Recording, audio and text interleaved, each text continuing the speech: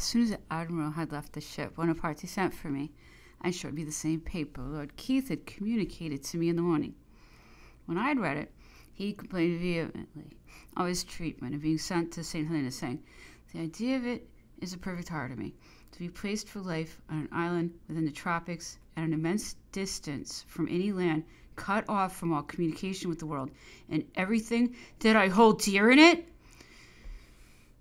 It's worse than Tamerlane's iron cage. I would prefer being delivered up to the Bourbons, among other insults," said he. "But that is a mere bagatelle, very secondary consideration. They style me general. They can have no right to call me general. They may as well call me archbishop, for I was head of the church as well as the army. If they do not acknowledge me as emperor, they ought as first consul. They have sent ambassadors to me as such, and your king in his letters styled me brother. Had they confined me in the Tower of London or one of the fortresses in England, though not what I had hoped from the generosity of the English people, I should not have had so much cause of complaint. But to banish me to an island within the tropics, they might as well have signed my death warrant at once, as it is impossible a man of my habit of body can live long in such a climate."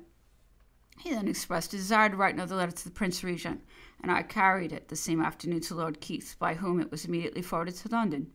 General Savary and Lalemant this day made many appeals to me on the injustice of our government, delivering them up to France, saying they had not a doubt it was intended, else why accept them from accompanying the emperor, as they were both married men, and Savary, the father of a large family. It was not the wish of either to have gone to St. Helena, but their being expressly accepted, and their names appearing in the list of prescribed, was but too sure a proof of their intended fate. Savary added, "Were I to be allowed a fair and impartial trial, I should have nothing to fear, never having accepted a situation under Louis, but at present, when faction runs so high, I should inevitably be sacrificed to the fury of party. Lalemant's case is quite different. He held the command under the king, and on Napoleon's return from Elba joined him with his troops. Therefore, his situation would, at any time, be a dangerous one. But I lived in the country all the time. Louis was in France. I did not come forward until Bonaparte's arrival in Paris, when he directed me to take command of the gendarmerie." Lalemant said, "My reason for coming on board the Bellerophon with Las Casas on the morning of the 14th was to ascertain whether there would be a risk of any of the emperor's followers being delivered up to the French government in the event of their accompanying him to England. When you assured me that there could be no danger of it, I replied, my answer to you was that I was of opinion there could be no risk of the British government taking such a step, and I see no reason now to alter that opinion.